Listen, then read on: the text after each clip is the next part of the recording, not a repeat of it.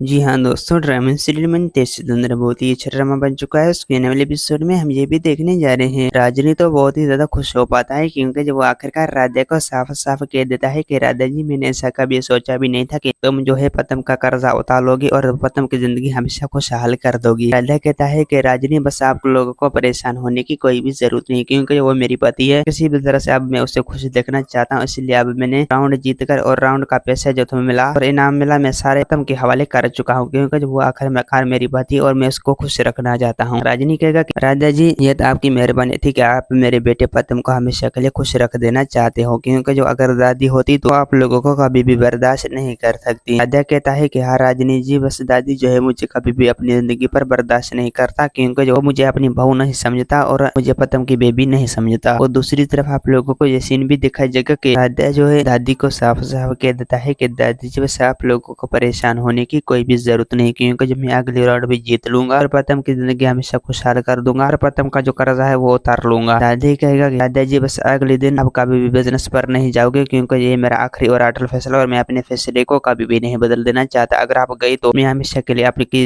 जिंदगी पतम से दूर कर दूंगा और पतम के साथ और आपके साथ किसी किस्म का कोई भी ताल्लुक नहीं रखूंगा। दादा कहेगा कि दादी जी, अगर आपने ऐसा किया तो पतम आपको कभी भी माफ नहीं करेगा। दोस्तों, उम्मीद है कि मेरा वीडियो आप लोगों को अच्छी लगी होंगे। वीडियो अच्छी लगी तो वीडियो को लाइक और चैनल को सब्सक्राइब